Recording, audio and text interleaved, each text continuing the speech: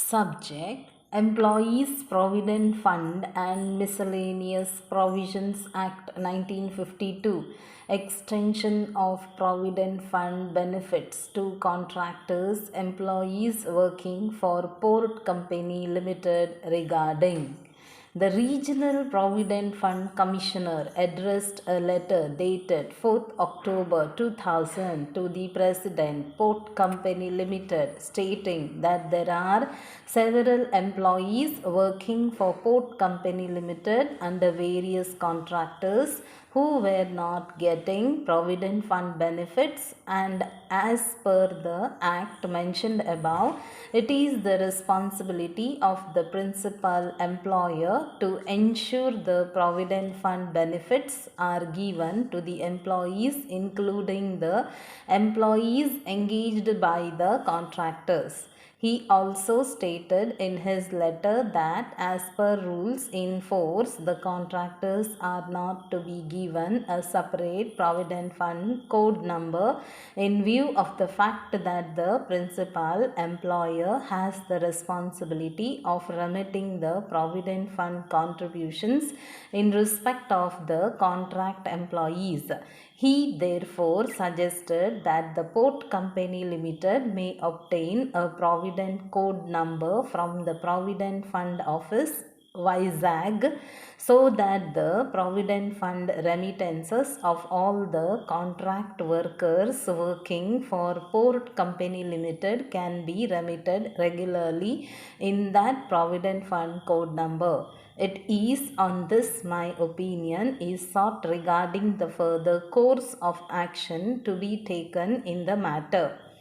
I have also gone through the gist of the decision of the Karnataka High Court reported at page 751 of Yearly Digest 99 of Andhra Pradesh High Court. Though the full text of the report of the judgment contained in 1999 KLD page 604 is not readily available, the principle contained in the said decision is clear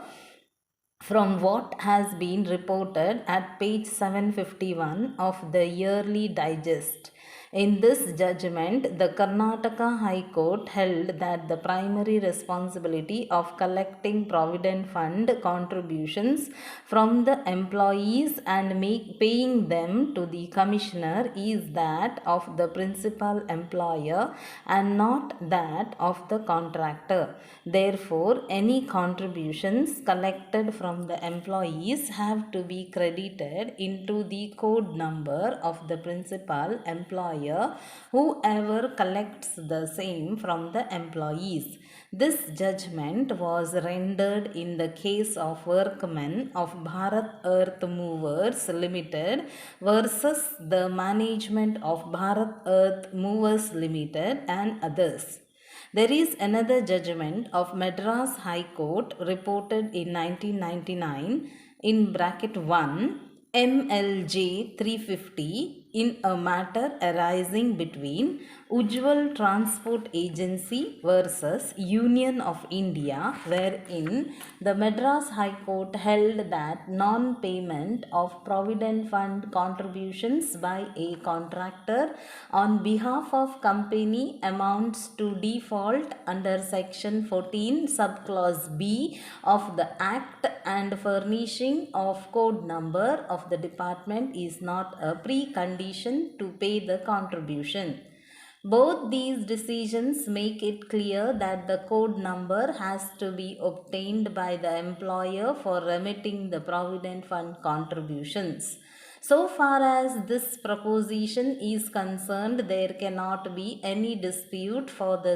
reason that an obligation is cast upon the employer under section 8 subclause A of the Act to recover the employee's contribution of Provident Fund from the contractor under any contract and deposit the same with the Provident Fund Commissioner together with the employee employee's contribution, and the contractor may in turn recover the amount deducted from his bills from the basic wages, dearness allowance, and retaining allowance, if any, payable to such employee. However, the deposit of the Provident Fund with the Provident Fund Commissioner by the employer is in respect of these establishments or class of establishments specified by the central government in a notification to be published in the official gazette, while framing a scheme to be called the Employees Provident Fund Scheme under Section 5 of the Act. In this context, it becomes necessary to refer to a few of the provisions in the Act. Section 1, Subclause 3 in Subclause A of the Act postulates that the Act, subject to the provisions contained in Section 6,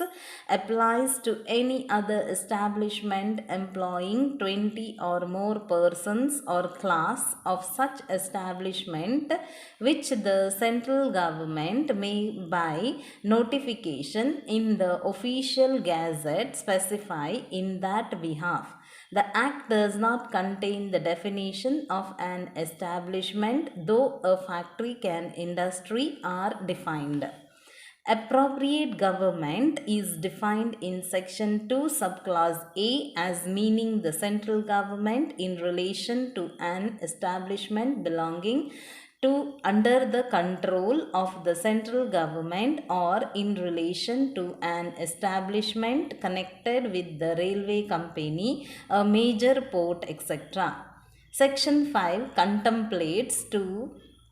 the central government by notification in official gazette framing a scheme called the EPF scheme for the establishment of Provident Fund under the Act for employees of an establishment to which the said scheme shall apply. Section 5, Subclause 1A contemplates the vesting of fund and administration of the same by the central board constituted under Section 5, Subclause A.